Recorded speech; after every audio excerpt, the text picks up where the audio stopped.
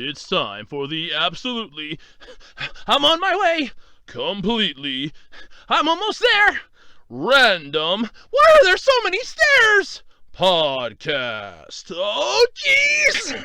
With Andrew Rhodes. Hey everybody, welcome to the absolutely, completely random podcast for Saturday, July 25th, 2020. Last Saturday of the month, thank God. Yes, this has been a long fucking month. Oh God, has it been a long month. And welcome back to the podcast weekly here on the Web Designer 18 YouTube channel. As you know, I talk about a wide variety of things that I find interesting throughout the week on the internet. Like this week, do you know how much cosplayers actually get paid in Japan? How much do they earn? What do the top cosplayers earn in Japan? That's an interesting question. And I found that interesting, and I figured that's a pretty good topic. Hey, you know Pokemon, that one topic that just does not ever want to leave me alone? Well, I got a Pokemon topic this week. Apparently a dad doesn't even like Pokemon is selling his entire card collection. That's cool. Some more information on the Inuyasha Spinoff series is coming, and oh boy, I have to admit, I kind of do like the, I want to say, design for the one character. Is, you can definitely tell it's Inuyasha's daughter, that's for sure. And I have some interesting words to say about Marvel's Contest of Champions. You know, the game that I'm not playing anymore because I wasn't going to sit through an 800 megabyte download wondering how many people were still left after the purge. Yeah, we're like a month into what happened, and oh boy, it's been a lot of fun. All that, maybe something interesting might pop up, who knows, all this week on the Absolutely Completely Random Podcast. As always, you know the song and dance by now. I'm sure you do. ARHOADS-2012 for all your wide variety of eBay needs. I have a wide variety of crap. One person's trash is another person's treasure. Hey, I take PayPal. You have money, I think. You might want something. Maybe I have it. Maybe I don't. Maybe I have something that'll catch your eye as a gift. Remember, it's not how much you spend. It's the thought that counts when it comes to gifts. So why not check out my eBay page? And in case anybody from YouTube's listening, it's literally my page, so I'm basically hawking myself here. Yeah, I'm sponsoring myself. How do you think I keep the lights going? Well, at least, how do you think I keep some of the stuff going that I improve my channel with? So I'm technically pitching myself here. It's not sponsored by anybody else but me. So swing on over to my eBay page, ARHOADS-2012 on eBay. It's all lowercase.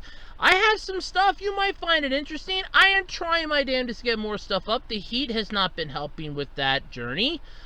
Literally, it has been quite hot the last few days, so it's not been helping. But anyway, come check out my eBay page. Check me out over on Twitter, @OtakuRhodes. Come check out the official Web Designer 18 Facebook page, and hey, while you're at it, why not just hit the subscribe button, slam that notification bell icon, make sure you have it set to all so you don't miss a single video that comes from yours truly, Web Designer 18, aka Andrew Rhodes, right here on the Web Designer 18 YouTube channel. Alright, so this is the point where I usually go about how my week went, so let's dive into it. This week, this week sucked. I'm not here going to sugarcoat it. It has been hot. It has been miserable. I have been miserable. You know that time when you just wish that the heat would go away and you're praying for rain? Yeah, I could do about 60 rain dances, and the rain will come, and then it gets hotter. The humidity is enough to bake yourself, and it just gets worse and worse. Temperatures start to flare. Well, as the temperatures flare, tempers start to flare. And oh, I had to try to keep myself in check a lot of times this week. It's not easy either because of, you know, the amount of stupid stuff happening around me. It's just idiocy run amok. We got a leaky roof at work, so that was fun finding that out on Friday, that it still is yet to be fixed, so that was fun. Let's see here. What else? Oh yeah, this is a fun story. So I went to stop for gas yesterday, and now I can't go the 2 miles out to my convenience store, literally that sells gas by me. It's like 2 miles down the road that I usually go to get gas quickly. No, they're renovating, so or remodeling, I should say, so that they can serve alcohol. And it's like, great, so I can't go there for gas because they literally tore the gas pumps off me. The whole place is closed. I'm like, that's fucking great. I mean, granted, they deserve it. They were open during the whole lockdown situation, and they only closed like 1 day, literally, so that their employees could have time with their families, and that was on Easter. So I have no issue with it, and I figure their employees need a nice vacation. They've earned it. You will not hear me argue that. I just kind of wish they would have let the gas pumps on and just said you have to use your debit or credit card in it or something, just like worked on the inside, then worked on the outside. Oh god, it's a pain in the ass. So I thought, all right, let me go stop at the Wawa over by work, and this was fun. So I go over there and I'm like, oh, okay, they got some caution cones out in the parking lot, and I'm like, oh, all right, no big deal. Here I'm thinking maybe, somebody might have spilled something, somebody might have got a little sick and threw up in the parking lot, and they put that there so nobody parks there. Maybe there was a fuel leak or something. So I'm driving around the pumps like, okay, well, let's go to a gas pump. Oh, the gas pumps have orange caution cones at them. And I'm like, oh, you've got to be fucking me right now. No, all the gas pumps have caution cones. So I'm like, oh, you son of a bitch. I mean, I'm pissed. At this point, I'm like, god damn it, they're all fucking closed. And I had to get gas. And I'm like, god damn it. So I actually had to book it on the bypass, basically the highway. I had to book it, get ahead of 2 tractor trailer trucks, so I wouldn't miss the off ramp, to go to another Wawa, because I wanted to get Wawa gas, because I know at least 2 gas types that work in the car, and I'm not going to experiment on a frickin' Friday when I really need gas. Because that's what killed my mom's one car. We stopped and got Sheetz gas the one time in it, and it just stopped working entirely. That was what killed the car. And I'm like, yeah, I'm not going to go down that route. I'm not going to start experimenting with this car. I'm not going to experiment with my mode of transportation. That shit's not happening. So I go and stop at this Wawa and get gas. Now, I've been to this Wawa at least one or two other times, and I have been the driver the one time and a passenger the second time. This time, I actually went inside the damn place. I didn't just sit outside in the car, or in the case of when I went with my uncle in the truck. I actually went inside. It's nice in there. I'm not going to lie. It's nice. If it wouldn't be for the fact that it's a nice bit of a detour, I would consider going there all the time for gas. But it's a bit of a detour. I really hate to say it. It's a detour. If I would have to hit there because the Wawa up around me is closed, or the Wawa by work is closed, yeah, I know an easier way to get there now. But otherwise, no, I'm not going to go there all the damn time. I'm not idiotic. I know an easier way to get there, or at least one of 2 different ways to get there. So, yeah, I'm fine with that. But I stopped there for gas, and as I'm leaving, I'm like, man, I only put $15 in. Because this is the funny part of the story, okay? Their digital sign by the road says that gas was $2.49 a gallon. The sign, the little LCD display at the pump, is telling me that it is $2.39 a gallon. I didn't know which one to fucking believe. And I'm like, you know what? Screw it. I don't care. I'm just going to put some gas in the car. I'm going home. I've had a long day. I'm tired. I'm miserable. I probably lost about a good maybe 3 ounces from sweating. No, I'm done. I was miserably hot Thursday night. I mean, my shirt, my t-shirt that I wear to sleep in, it literally looked like I came out of a swimming pool with it on. That is how drenched in sweat it was. I could wring that thing out and actually get liquid coming out of it. My mom picked it up to do laundry. She actually thought I wore it into the shower that morning. Just completely forgot I had my t-shirt on, just wore it into the shower. And I'm like, nope, it was that drenched in sweat. It was quite disgusting, I'm not gonna lie. I mean, it has been hot and miserable, and it's just gotten worse and worse, and I hate the heat. With a fucking passion, I hate the heat. But, oh, God, do I hate the heat. But there was that. I was watching Knight Rider this week, so we're still binge watching it. We're in season 4 now, so we are getting close to the end. Then I'll have to find something else to put on for a while. I don't know what to put on then, so there is that. Yeah, it's basically a lot of other stuff. I did put up some new videos this week. Oh, Q&A video. I am aiming. There's actually a possibility it might come out early this time around. I actually have a bit of a change in my schedule for Tuesday.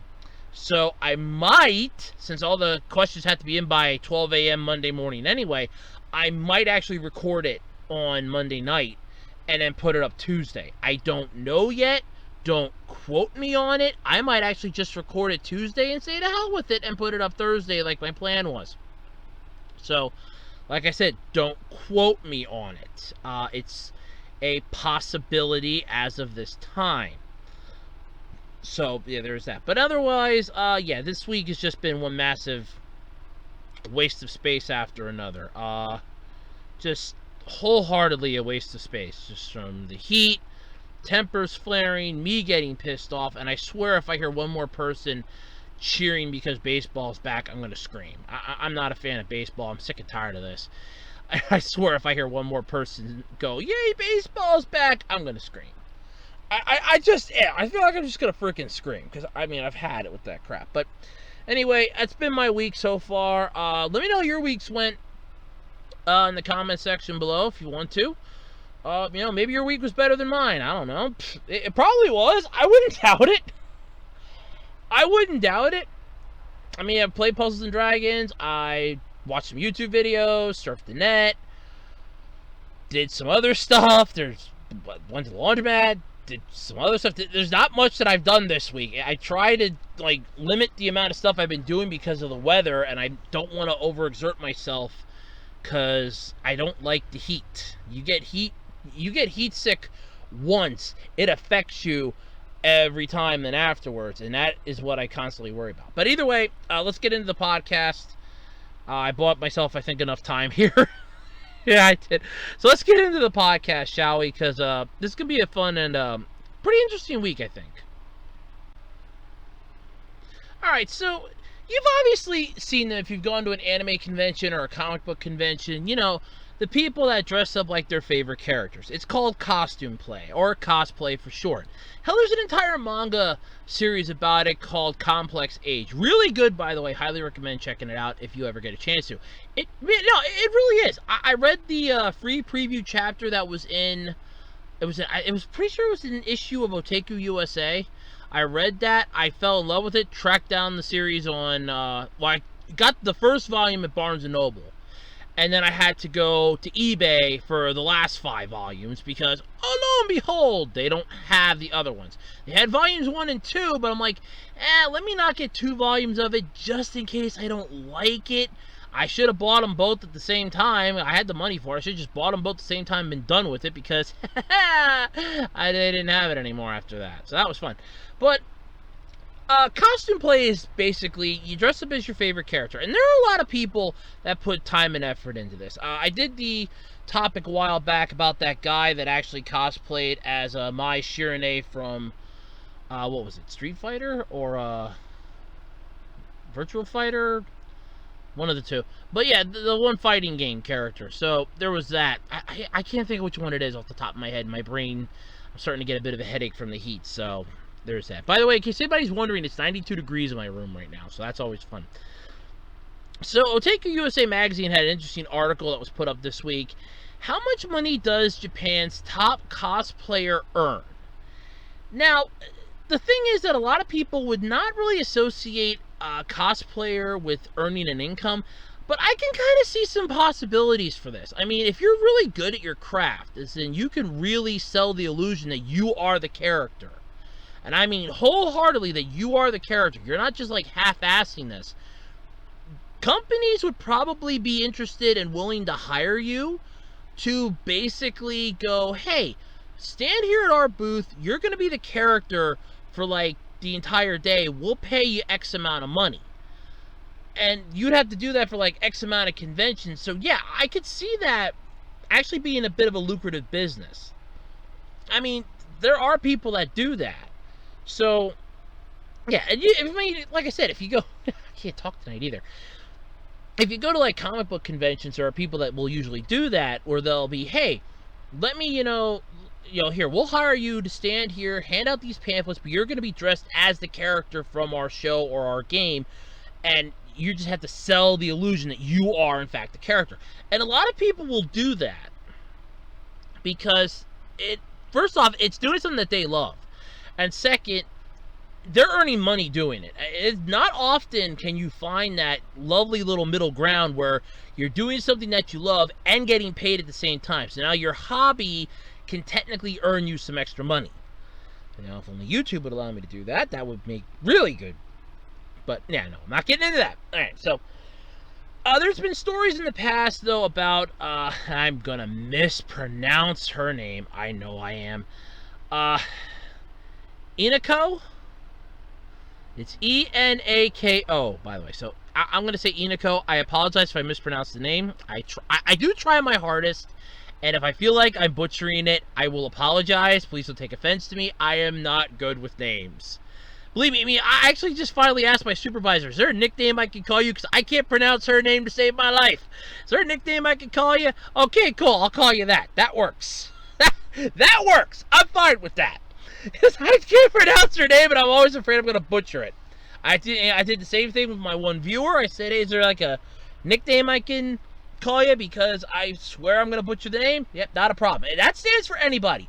If you ever think I'm going to butcher your name or your username and you just want to give me a nickname to call you, that's fine.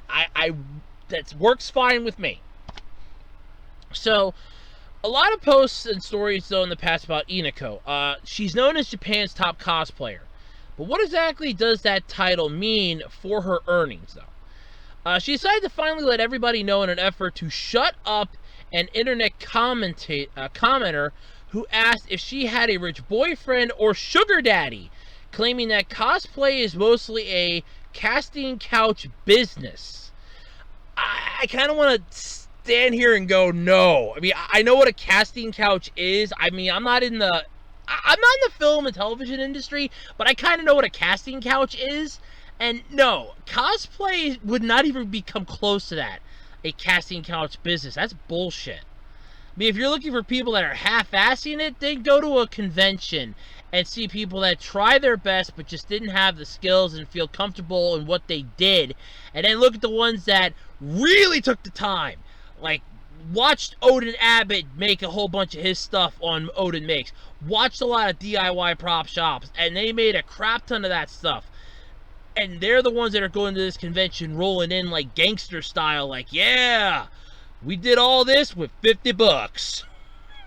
those are the ones that you gotta watch out for. Those are the ones that are like, they'll come in with, they'll go to like a Marvel convention, and they'll be walking in full Iron Man suit, like arc reactor that's glowing, the right bluish color, helmet that goes up and down, and somebody looks at them and goes, holy crap, how much did that cost you? Did it all for $50. I mean, the kicker is they probably could have if it's all foam and like a $1 LED light from the Dollar Tree, the bottom of a, I want to say Powerade bottle or a Gatorade bottle. The fact that all you literally have to do is just rearrange a few things, and yeah, you're freaking golden here. So yeah. So needless to say, though, Enako wasn't happy about this comment, so she responded with some facts about the money she makes cosplaying. First off, kudos to you for telling an internet commentator to go cram it up their pie hole. I stand by that. If somebody on the internet starts giving you shit and going, hey, you know, what you do is a horrible thing, and you can put them in their place, like you have the facts to back that up and shut them down and basically have them limp away like a bunny with its tail between its legs, go for it. Wholeheartedly go for it. And don't get violent, don't get uppity, don't get mean, but if you can smack them down virtually and tell them, look, this is how it is, you insert the facts, go for it. It's worth a smackdown. So with the big name cosplays to her name, including official shoots for shows like The Quintessential Quintuplets, Rent a Girlfriend, which, by the way, I have not watched episode 1, but I have seen clips of it, and God, that is funny, and ReZero, Starting Life in Another World. Enako had no problem pulling out some big numbers. According to the cosplayer, she is earning more than 30 million yen all on my own back. All on my own back. Okay, okay. I wasn't sure I got that right there. She continued her retort asking, "What do you know about me or my work schedule?" Which is, that's a valid question. It's almost like that. There was an anime out about that Supersonico girl, and the one episode was literally this reporter had to do an interview with her, and she just thought that Supersonico was just this airheaded twit bimbo bitch type of person. And she spent the whole day following her around, and she realized, okay, no, she really is this kind-hearted individual. She puts others' feelings ahead of her own. She may seem like a ditz, but it's only because she cares so much. And damn, I mean, that's just impressive. But for you to actually tell people off, go for it. Go for it. So despite already earning the equivalent amount of 280,720 United States dollars, yeah, not Disney fun bucks here, we're talking dollars, Enako isn't satisfied. She said what she really wants is to work towards pulling in 50 trillion yen, or around 466 billion, but she wonders if there's even enough money in the world to make that happen. Hey, aim high. I agree on that. There might actually be, depending upon what you're doing, there might be. Now, you have, it's a couple, I mean, let me pull up, I should be able to pull up her, who she's all done. Hold on. Enako. Okay. Well, she's definitely a very known figure. She's on Instagram. You literally Google search her, and it instantly tells you exactly. She even has her own Wikipedia page, for God's sake.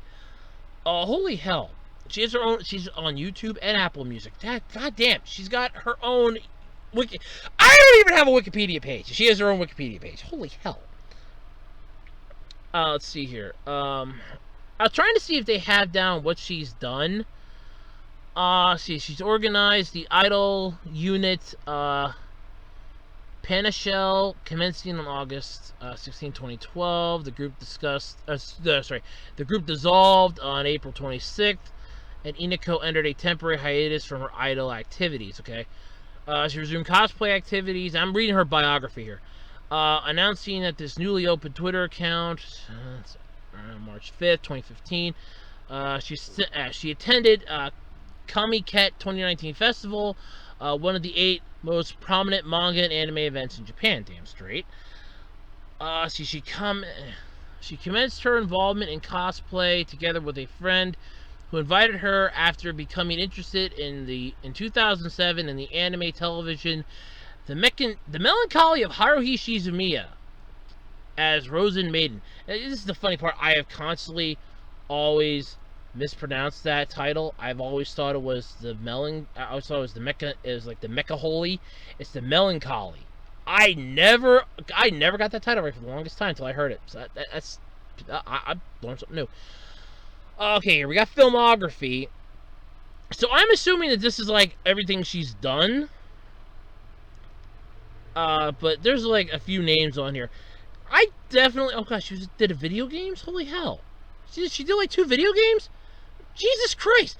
Okay, so she did Mobile Strike in 2015. In 2016, it was like 3 different ones. She recorded music for one. Holy crap! She did voice acting for another one. Damn! No, I think it's possible. You want to basically make what did it say here? What did it say? 50 million? She wants to make. She wants to make 50 trillion yen.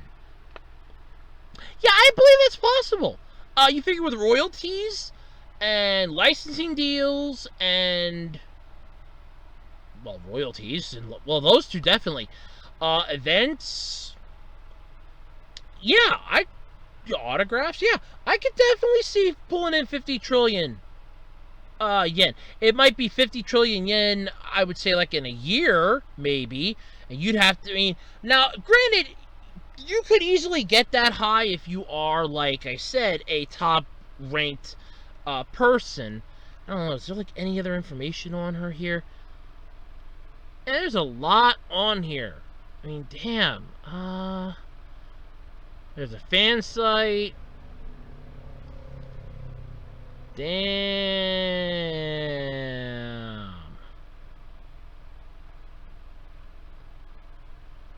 Yep, so, yeah, no. As far as I'm concerned, yeah, you have a chance to do it. I won't doubt it. I don't think that there's... You can easily say that there's not enough money in the world. I think there is. It's just a matter of actually marketing yourself to get it. And that's the whole thing here. I mean, now, it may not be all that much right off the bat. And she's younger than I am, too, by the way. So that's really showing you something. I doubt you're going to get it, like, right away. You're going to work up towards it.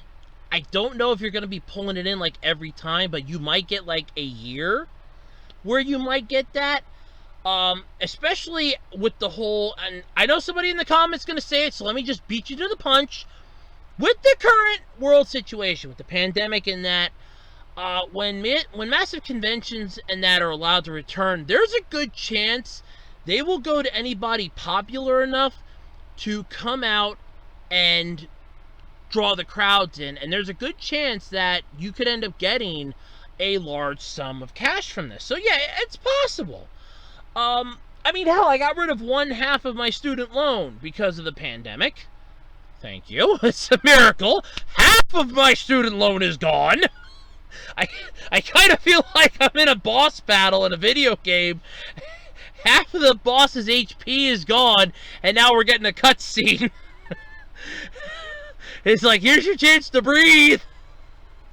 And then we'll go back to the rest of the battle. But, yeah. And you're bringing in around, what? 280,720 yen. That's the equivalent of what you're already earning. It's a possibility. I'm not going to say you're going to get it, like, within the next 5-10 years, but I could definitely see it being a possibility. I mean, you could market some ideas that you might have to help other cosplayers out, start your own line of cosplaying gear. I mean, let me just explain it this way. If anybody doesn't know how I'm going with this, might I recommend checking out, like I said, Complex Age. That taught me so much about cosplay, it isn't funny. Seriously, I learned more from that manga series on cosplay than I did learning manga from Bakuman. I'm not even joking. I learned a lot from that. Yeah, if you turn yourself into basically a marketing thing in a way, there is a possibility that you could definitely make 50 trillion yen. I wholeheartedly believe you could. Like I said, I doubt like within the next 5-10 years. Maybe not within the next 5-10 years, but definitely I could see you doing it wholeheartedly. But either way, that's cool, and kudos to you again for telling that commenter where to shove it. That's always fun when you have a fight on the internet, and it's usually between a commenter and the person that they're commenting towards. It's like, oh well, you don't know what you're talking about. Boom, boom, boom. Here's the facts. Mic drop. I always love nerd fights, and I always love people getting put in their place in the comments section. It's always fun to read those.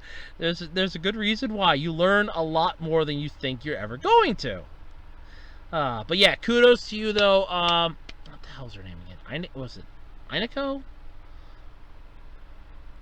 Or Enako?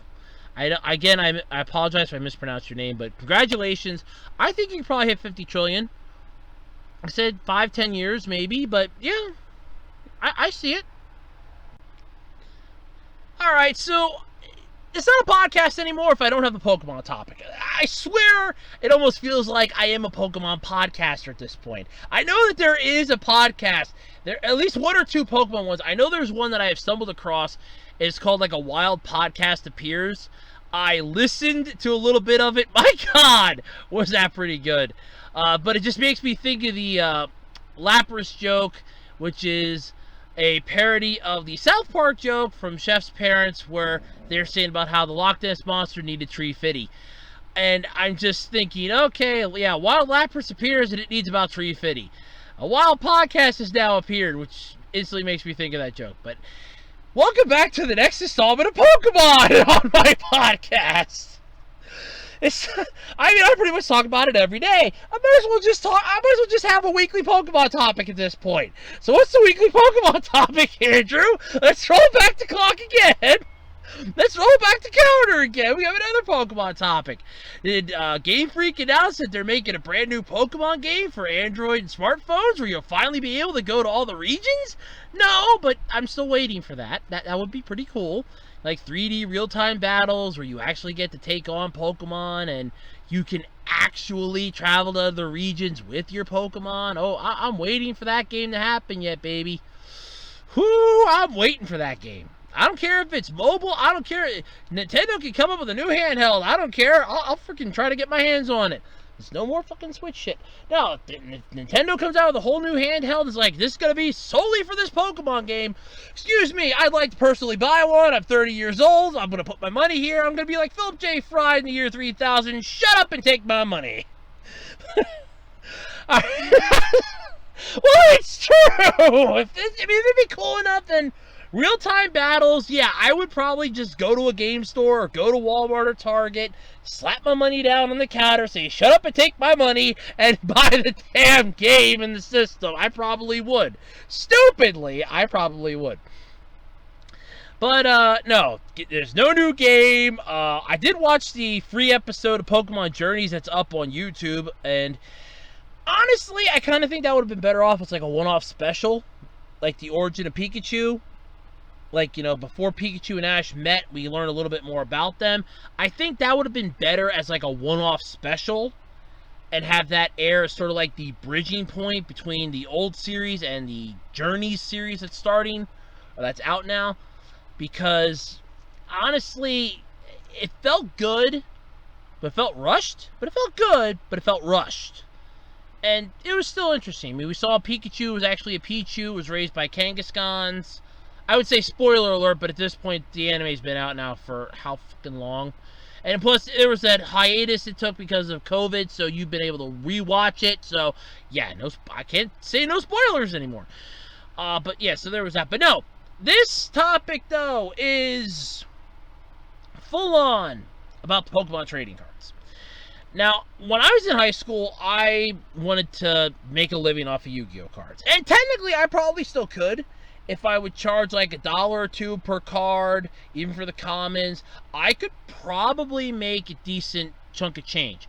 Then you buy a lot of cards, and you do it all over again. Piece them out, sell them. You could definitely make a chunk of change on there, but you got to be patient and have the time and effort. I mean, I got a shit ton of Magic the Gathering cards. I got a whole bunch in a 3-ring binder, and I got a baggie that has some loose ones in it. I got an entire storage cube full of full of Yu-Gi-Oh cards. I got bags upon bags of Pokemon cards. But obviously, I don't have as much as this man over in the United Kingdom has, though, because he doesn't even like Pokemon. And yet, he's selling his entire card collection for $30,000. Goddamn.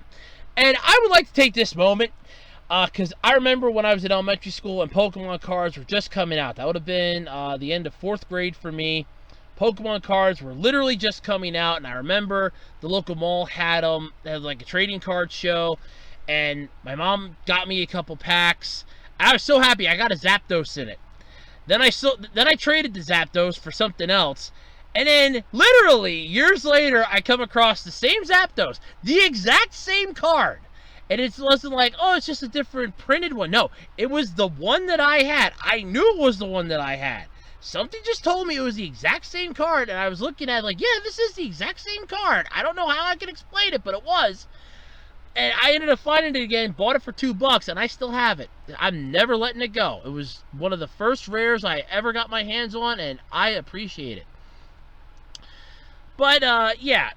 But when I was in elementary school and Pokemon cards were just coming out and I was trying to find some, a relative of mine told my grandfather, don't let him invest in Pokemon cards. No. This little candy-ass stuff basically isn't going to last. It's just a fad. It's going to go away. They're going to be worthless. Baseball cards, that's what you got to invest in. Baseball cards. Okay? Years later, I would buy a lot of baseball cards on eBay and barely get rid of them. Like, seriously, I got a lot of baseball cards, I put them up on eBay, and I barely managed to get rid of them all. I don't think I made my money back. I'm never doing it again, because I know where I need to stick my business in. Basically, if I want to say it in the terms of, like, millennials that people keep complaining about, I know where to put my thing in the pie.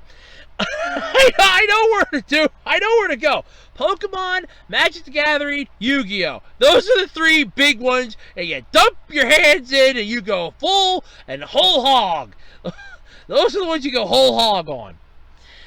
But anyway, a 34-year-old father from England who doesn't even like Pokemon, nor has he ever liked Pokemon, managed somehow, some way. First off, how the hell do you not like Pokemon? I mean, okay, I understand the concept of that. It may not be for you, and you might not like the whole concept. I mean, there were a lot of people that were like, Pokemon is part of demon mythology, and I remember my grandmother was freaking out because I was collecting trading cards that had pictures of, like, demons and sorcerers and magicians on them. She was flipping out because I was collecting Yu-Gi-Oh cards, and flipping out I was collecting Pokemon cards. So I'm going to hell because I'm collecting Devil's cards. And it's like, yeah, okay, sure. And I was in, like, high school when she was telling me that, and the first words out of my mouth were, well, I'm going first class if I'm going at all. Go big or go home, baby. It's go big or go home. Anyway, so somehow, though, this 34-year-old man from England managed to somehow get his hands on a complete set of original cards when he was a kid. And he's now selling them so that maybe someone else can appreciate them a little more, provided you're willing to pay his astronomical price. I mean, first off, okay, original cards, original set, complete. Are we talking mint condition here? Because if we're not talking mint condition, if these things are like possibly, you know, condition, or they were just shoved in a drawer somewhere, you pulled them out, stuck them in a binder, or just stuck them in a shoebox to move them, and they're like kind of in okay condition, $30,000 is not exactly something that I would consider a reasonable price. Maybe $300, $3,000 maybe, but not $300,000. But not, you know, $300,000. Hell no. That's what it was. Was it $300,000 or $30,000? No, sorry, $30,000. Whoa, Andrew, don't get ahead of yourself here, Andrew. Holy shit, they're not that wrong. So the man's name is Nigel Brooks, was given the set as a gift from his mother, as appreciation for some very good work he did looking after his little brother. His bro did like Pokemon, and had gotten swindled out of some of his best cards by some shady local kids.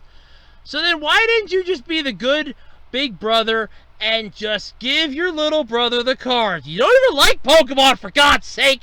Just give your cards to your little brother and go, here, I'm gonna be the good older brother. I don't like Pokemon. Mom gave me this. You have them. You take them. I would rather they be with somebody that at least will adore them and keep them safe. Don't ever let them out of your sight. Don't talk to anybody about them, and you're fine. Oh, but never mind, though. He goes, I found the kids and got my brother's cards back. So as a present, my mom bought me this rare collection direct from the Pokemon creators in the U.S. for about 300 pounds. Okay, so he actually did go there and unleash a can of whoop ass. Okay. Okay, wait a minute. So let me get this straight. You don't even like Pokemon, yet you were just being the good older brother, went to track down these kids, delivered some old school street justice on their ass, I'm assuming, and as a reward, because you were the good older brother, your mom got you a complete collection of cards. Rare collection, too, direct from Pokemon creators in the U.S., which I find weird because the Pokemon company is in Japan, but still. And she gave you that as a thank you present. Damn. I remember when I graduated, I was like moving up the grades, my mom would usually give me a nice little gift. 6th grade, when I graduated 6th grade, I got a bunch of gel pens. I actually like those. Those are fun. But I like this. I wasn't actually that interested in Pokemon. I was disappointed at the time because the collection was one of my birthday presents. So to me, it was a waste of a present.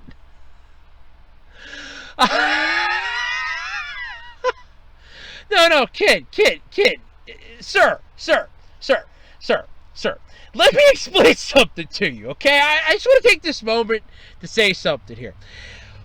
If I would be given a complete collection of trading cards, I could care less if they're Magic the Gathering, Yu-Gi-Oh!, Pokemon, Digimon, what have you. They could be settlers of Kiss My Ass. I don't care. I would be grateful for it. Or at least put on the fake-ass smile that I'm grateful for it, stow them somewhere for a few years, let the value of them increase, and turn and burn their ass. Never touch them, never let the light of day get near them, put them in a Ziploc bag, and call it a day. Oh, here we go. Lo and behold, everything I'm saying is literally in the article. Recognizing they might be worth something someday, though, Brooks hung on to them. But it was only recently, after his daughter offered to buy them off him for $7.60 American. My daughter knows how to screw Dad over. Well, what we know her plan was, Dad, you have this complete collection of Pokemon cards in the closet. I'll give you £6 for it. Which is the equivalent of $7.60 American. I'll give you £6 for it, Dad. Oh, come on. Look, you don't want them. I do. I'll give you some money. You can go buy yourself some beer. I don't care. Go have a night at the pub with the boys. With your friends at the pub. I don't care. I just want the cards. So after that, though, he decided to go and get them officially valued.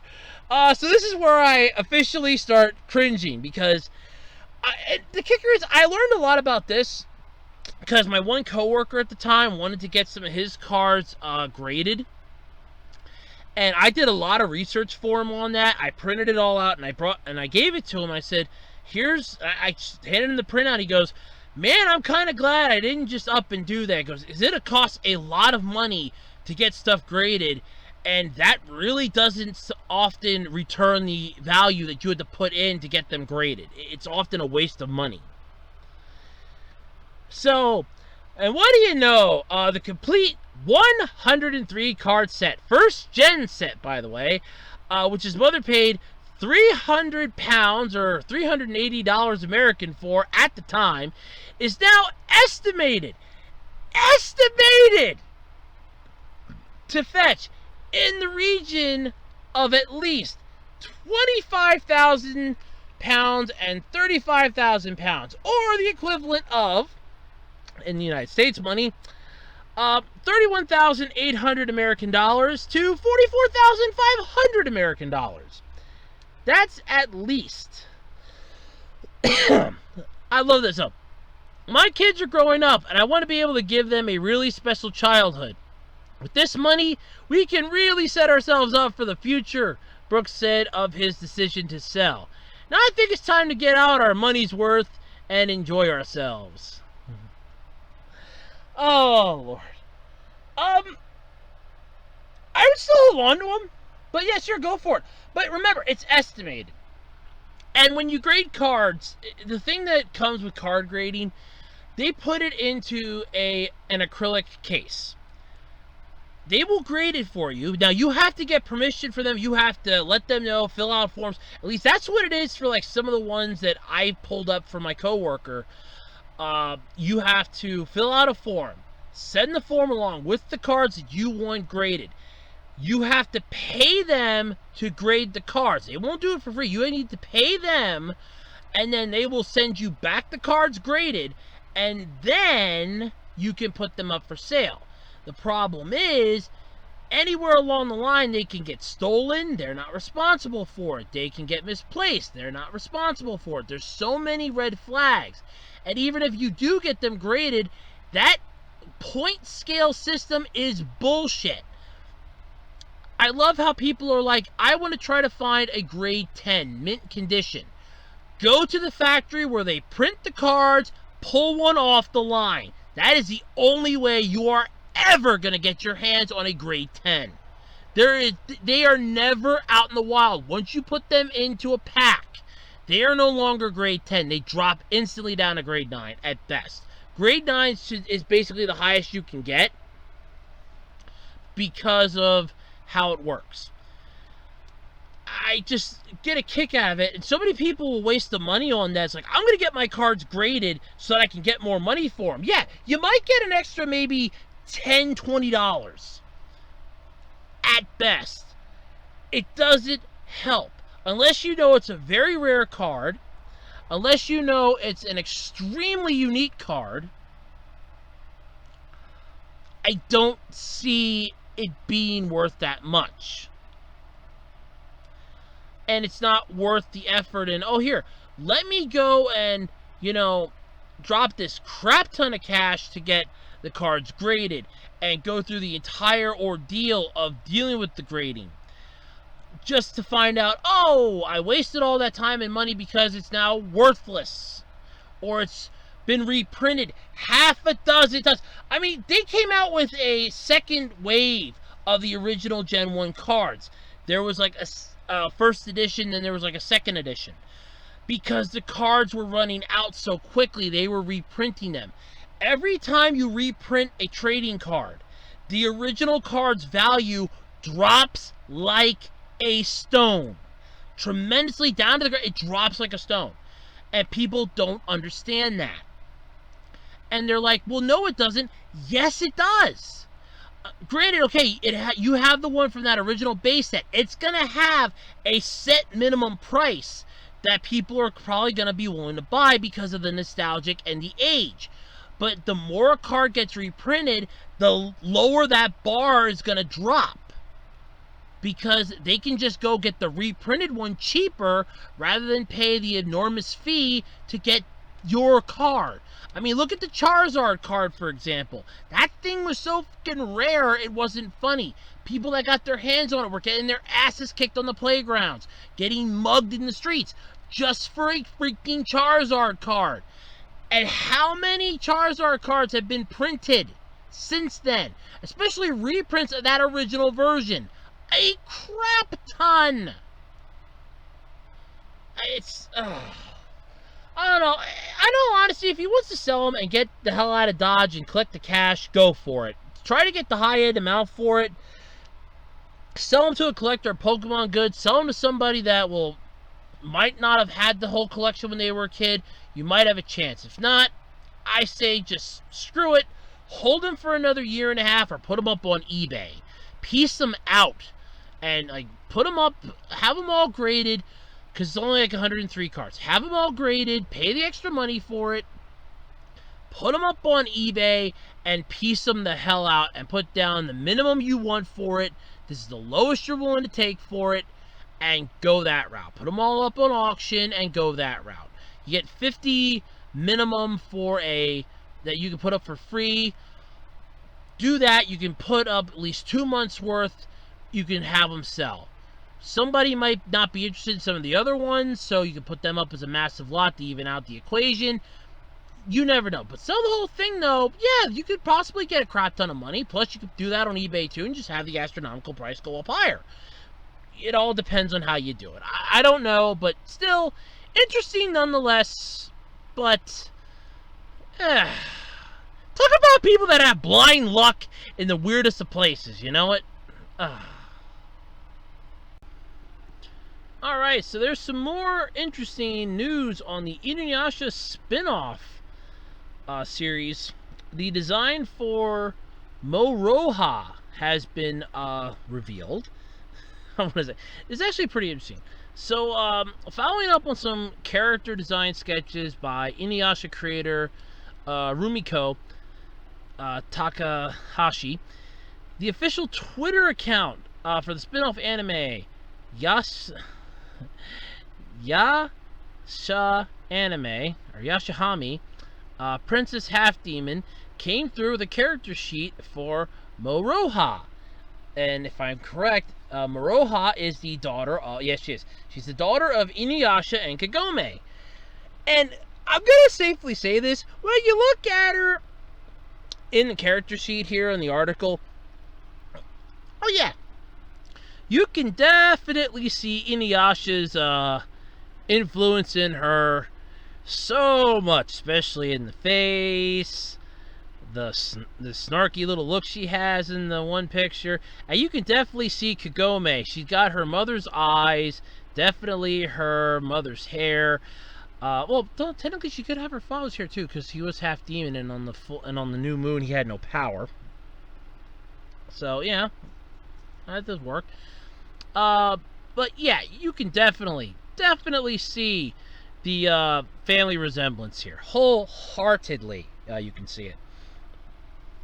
But in addition, though, to Inuyasha creator and Will Eisner Hall of Famer Rumiko Takahashi on main character designs, the series has Teruo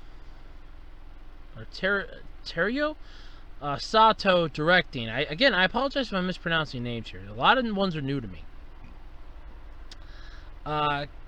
Katsuyuki Sumisawa is on the screenplay, and Yoshihito Hishinuma, yeah, or Hishinuma, that might be it. Again, I apologize if I'm mispronouncing names. Is on anime character design, and Karu Wada is on music. Viz Media confirmed the rights to digital streaming, EST, and home video for this, so stay tuned for more details on when that's on as they're announced. But here's the description. We finally have one. So the Princess Half Demon, the daughter of Shishomaru and Inuyasha, set out on a journey, transcending time. Oh yeah, we did have a description, but I screwed it anyway. In case those of you that forgot it. Set in feudal Japan, half-demon twins Towa and Setsuna are separated from each other during a forest fire. While desperately searching for her younger sister, Towa wanders into a mysterious tunnel that sends her to the present. Sends her into present-day Japan, where she is found and raised by Kagome's brother Sota and his family. 10 years later, the tunnel that connects the two eras has reopened, allowing Towa to be reunited with Setsuna, who is now a demon slayer, working for Kohaku. But to Towa's shock, Setsuna appears to have lost all memories of her older sister. Joined by Moroha, the daughter of Inuyasha and Kagome, the three young women travel between the two eras on an adventure to regain their missing past. Honestly, like I said, it sounds interesting. I do dig the character designs, though. We know what the other ones look like from the original picture that was up. I do dig the character designs, but they definitely found a way. I mean, okay, you know this is the Inuyasha spinoff. This is like their sequel sort of deal. They definitely found a way. If they were looking to shoehorn Inuyasha himself into this somehow, they sure as hell found a way to do it. And his daughter, I mean, I'm not even gonna lie, you look at that picture and then you scroll down to the bottom of the article, there's actually a picture of Inuyasha himself, because there's another article about the Blu-rays coming or codes the Blu-ray for the first time, I guess. And you literally look at that, and it's like you look at him, and then you scroll right the hell back up and look at that picture. It's like, oh, hell yeah. That is definitely his daughter. Wholeheartedly. That is his daughter. Definitely. I mean, she just looks, she's a fucking spitting image of her father. She's definitely got her mother's eyes. She's got her mother's hair. But she's definitely got her father's. She's a spitting image of her father. Oh my god. Whew, she's a spitting image of her father. Jesus. I'm not even joking either. She is a spitting image of her father. Damn. That is saying something. That is definitely saying something. But Jesus. That is impressive. But either way, hopefully more information will drop on this soon, so we'll have some more to talk about. But either way, I'm down with the design. I like them. I think they're pretty cool. I'm totally down with it. Alright, so this I love. So, as a lot of you know, I had to get a new tablet because, well, a few reasons. One, mine was starting to give me some issues. I mean, between the whole touchscreen not being calibrated right, the digitizer starting to go bad, and a whole slew of other shit, I just was reaching my end point with it. I can still use it yet happily until it finally dies out, then it's going to go up on eBay for parts. I'm not even joking, that's exactly what I'm going to do with it, because it still has some use, and it's still rare. So even for parts, it'll be worth something. In fact, it'll probably be worth more than it being, you know, whole as it is. But I do like this topic.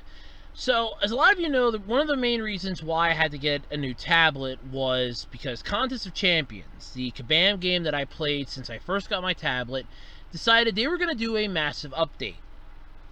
And on June 29th of this year, you were going to be unable to play the game if you had anything under Android 6.0. And sorry to say, but my rec pad was Android 5.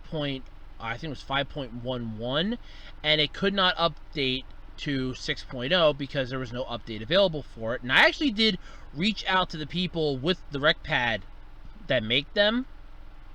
They were still in business, and first off, I understand completely that there was a delay in the response. I kind of wish I could have got the 8-inch one that actually ran 6.0, but I am really content with my tablet that I got. I'm taking damn good care of it. I'm being so careful with it. It isn't funny because it's like a 128 gigabyte hard drive. I scored it, and I'm like, you know what?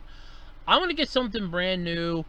I just really wanted it, and I'm like, no, I'm going to get something brand new. It's Android. It's running Android 9, so I don't have to worry about it needing a different Android OS system for a long time to come for most of my games. If all of a sudden Puzzles and Dragons were to say, hey, you need to have Android 5 now or Android 6 to play our game, and I just laugh it off and go, well, I don't got to worry about that. I'm still running Android 9, baby. Yeah, so I'm content with that. However, we're still like within the first month yet of it, and this is the fun part. So, Contest of Champions is having some massive stability issues, and they have finally addressed this on their forums, and it is not ending well for people. And I saw this on their Twitter page because I'm still following it because I might pick it back up, but as far as I'm concerned now, I'm more or less worried about how many people were actually going to come back, and then more or less concerned how many more people were still in this game after what I like to call the Great Purge. Because when you switch OSs, it's a pain in the ass, and they're liable to come back and say, oh, well, no, you can't do this anymore. Oh, yeah, no, this is done, this is done, this is done. It's like, yeah, nope, screw that crap, screw that noise. And I had my fill of it, I had my fun, and I found a better one I could play. I just have to actually fix it up to play it. I haven't downloaded the in-game files yet, but I have it set to go. It's like 800 megabytes for that one, too. I just have not gotten a chance to do it yet. So, it is just one of those massive things. But here we go, though, for the massive problems that they're having. So stability issues, and there are two different versions. There's the update from July 23rd and the update from the 24th. I'm going to try to give you both of them here. They start off with summoners. Over the last couple of days, the contest has been encountering problems with our infrastructure that has caused issues with game stability, resulting in unscheduled downtimes and other negative effects in-game. While we have worked diligently to resolve the cause of the instability, these issues still persist and likely will for at least a few days. As a result, we will have to take some actions to prevent further issues from occurring. So they are delaying the Sasquatch arenas until the stability issues are resolved. The new solo and alliance events will not be available. Additionally, they are investigating an issue with the Alliance War matchmaking that resulted in many alliances not receiving a match on, and this would have been Wednesday. Yes, Wednesday. It's 22nd. Wednesday. And we'll update you as soon as we have information or have reached a conclusion. Please note, there may still be further issues that occur or more intermediate service interruptions. This has not been an easy time for us summoners and our game team, or our game team. We understand the impact that it has had, and we pledge that once we have this issue resolved, we will make it right for our summoners and determine appropriate compensation. Thank you for your continued support and patience. So then there was an update. This is on the 23rd, by the way. So there was an update then regarding the Alliance War, saying due to the stability issues, a number of alliances did not receive a match during the last matchmaking period. To ensure that we keep the Alliance War season a level playing field, which is a fucking joke to begin with, that's one of the reasons why I stopped my alliance from doing it. They will be canceling the 7th war of the Alliance War Season 19, the one that would be entering attack phase soon. We will also be reducing the number of wars required to be eligible for season rewards from 5 to 4. Then another update on the 23rd regarding pre-existing event rewards. They are currently working to ensure that all rewards from events that have already completed, such as Summoner Advancement, are delivered. However, they will be delayed. And then underneath that it goes, this discussion has been closed. And that is literally, and that was on the 24th that they posted that on the 23rd one. So then we go to the 24th, the stability issue update. Up in the big top, right at the top, over the thing, you have this massive greenish looking box that goes, Summoners. We are taking some steps to re-enable content that is currently missing in-game due to our recent stability issues.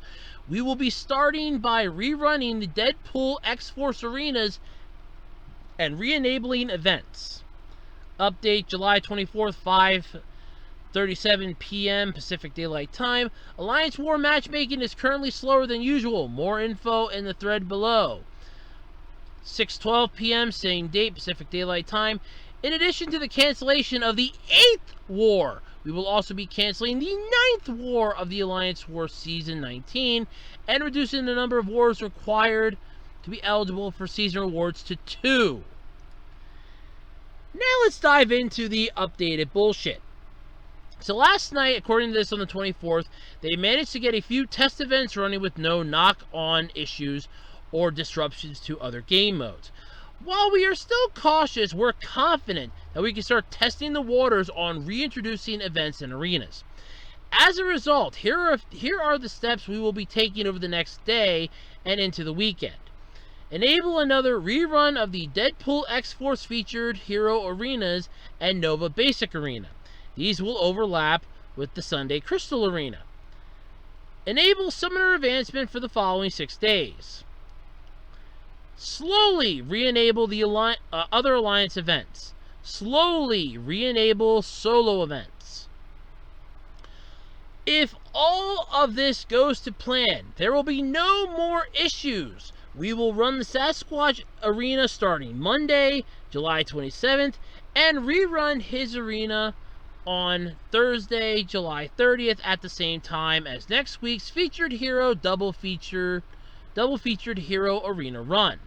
We also know that you've been patiently waiting on news for compensation.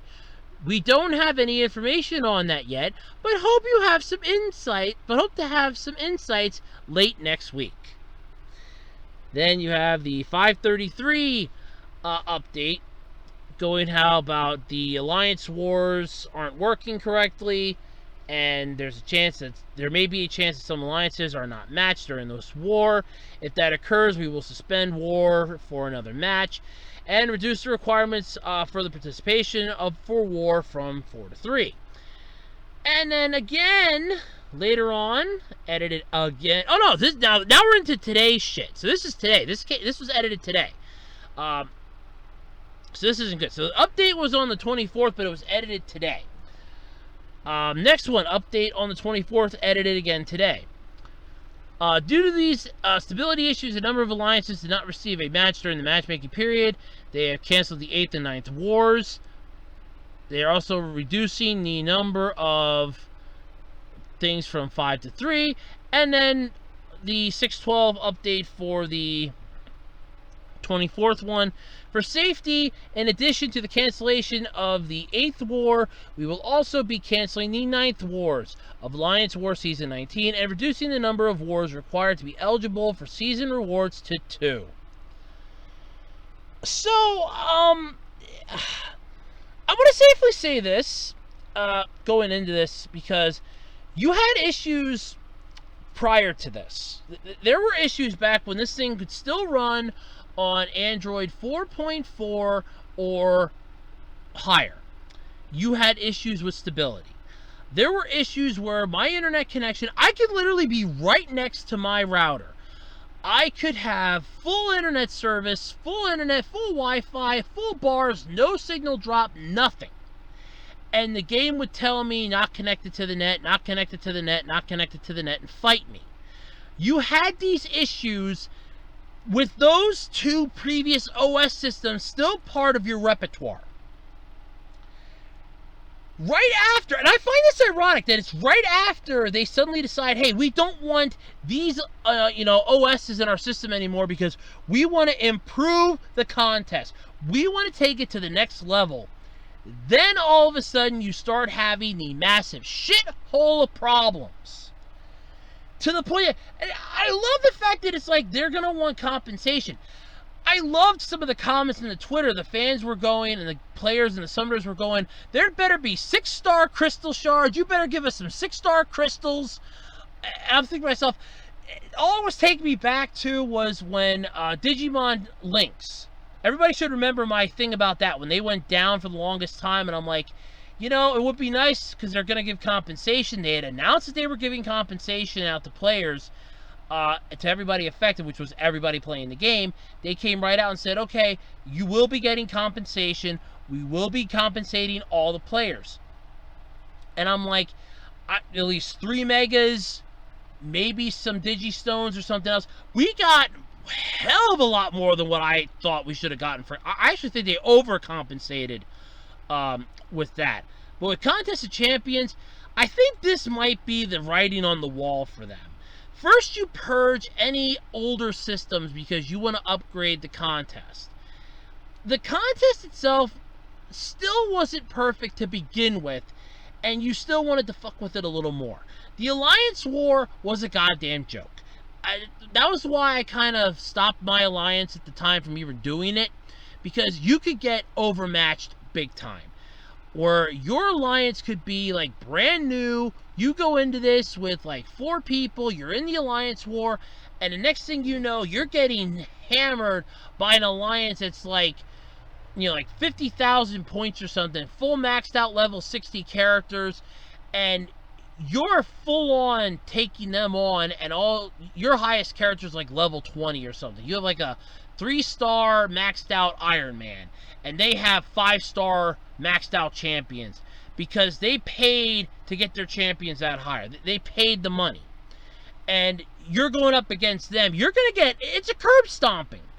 And what happened was with the alliance that I was in charge of, which if anybody out there from my alliance is still listening, disband, go somewhere else and leave, because I'm not coming back yet, and they're gonna probably kick me out after this. I'll probably have to do a whole complete and total purge of everybody at this point to save face and just kill everything off, and then just give all summoners that log back in and give them all like rewards or something to make up for it. So you might actually get a whole new game. But basically, we ended up getting spanked because nobody showed up for the Alliance War but me and like 2 other people, and I got there late to the party, and I'm like, what the hell? There's nobody here helping us, and we're getting curb stomped. And I'm just like, yeah, no, we're not doing this anymore. No more Alliance Wars. Well, it was only one time. No, it wasn't one freaking time. Nobody wants to do these. Half the people come in and do them if they feel like it. But because you people were setting it up, and it was like the higher up ones were setting it up, then all of a sudden it's like, hey, here's the problem. That's where the enemy AI is set. Nobody else in the Alliance is as strong as you. Nobody else in the Alliance is as good as you. And you're basically thinking that you can come in here, mow everything down, and be good, but it's not possible. But with this is basically, here's the contest, and literally, after we tell Android 4.4 users and 5.0 users, anybody under Android 6 basically, that you can't play this game anymore, you need 6.0 or higher to play this now, now we start having instability issues, where we are basically crippling the game, and I think the game is basically giving them a taste of their own medicine. It's like, look, we had fun with those other people. There was a lot more people here. Now because of this, screw you, I'm done, and the game just wants to crash itself. And the kicker with this, and the main thing that I'm getting out of this is, nobody must have beta tested this. When they made this announcement back in March, that they would be removing access for anyone under Android 6, they should have been beta testing. They should honestly have somebody that's connected to an offline version that's a beta test to make sure that all of your events work, and make sure that once you connect it to the net that it suddenly doesn't crash or cause issues. But obviously, Kabam doesn't know how to do a simple concept as troubleshooting. Now you basically have this unplayable mess of a game that's screwing people over. At least when Puzzles and Dragons had an issue when the game was kicking people out after like 3 minutes, they addressed the issue. They told everybody, we're working our damnedest to find a solution for this. We will get back to you once we have it. They had a solution for it, and they made it a mandatory update that you couldn't even get into the game without downloading it first. So you knew that they came up with a solution when all of a sudden it's like, there's a new version you must download before you play. Not a problem, I'll do it. You update it and boom, problem solved. It's like, yeah, I don't even think we got compensated for that. Like compensation for the trouble that it was putting us through to kicking people out after like 3 minutes, but still, I don't care. We basically were able to go back in and play the game. Because I remember that's right when the Power Rangers collaboration was going on. Because I was getting a little pissed off that I wasn't going to be able to get my hands on Ninjor. Which I still got my hands on Ninjor. I'm still proud that I got my hands on Ninjor. But, yeah, with Contest of Champions, I just find it ironic that literally right after, we're not even a month into this yet either.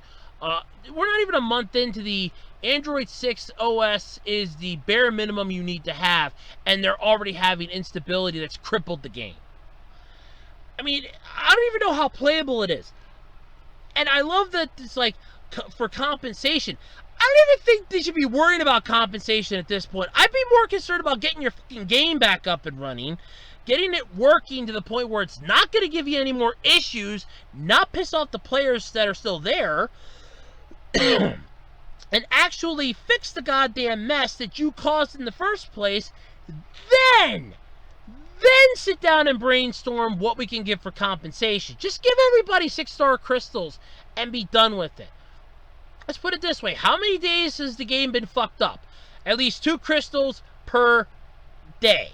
So if it's been fucked up for 4 days, that's 8 crystals. That's more than fair compensation as far as I would be concerned. I doubt anybody's going to complain about it. Give them some crystals, give them like 50 units, and give them like 500,000 to 1 million gold. They'll piss the gold away powering up their champions that they just got. They'll piss the units away buying stuff that they can probably use for something else.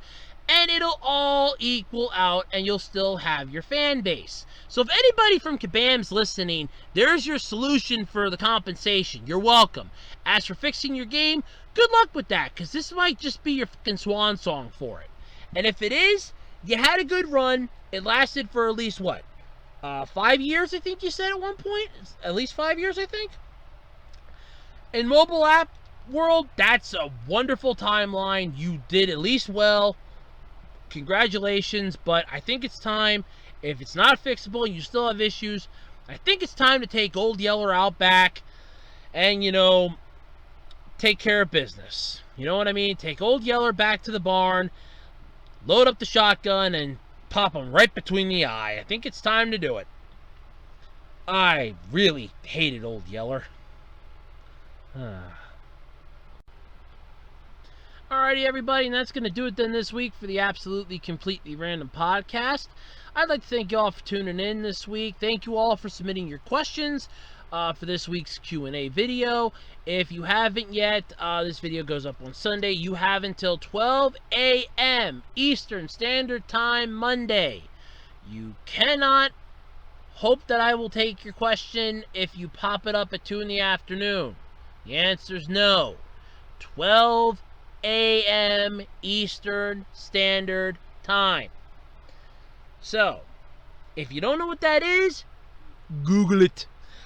But otherwise, thank you for submitting your questions for this month's Q&A. I will hopefully get that recorded either Monday night or Tuesday night. I don't know which yet. Maybe I'll just record a quick Tuesday. I don't know. But either way, it'll get recorded. I just don't know when yet. I will be working on that.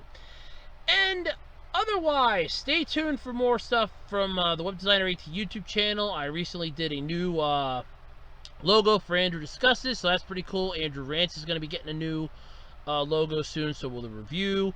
I do have my other review that will be starting up hopefully within the next couple months. I'm still fine-tuning it and working out the semantics of it in a way, but I'm getting there, hopefully.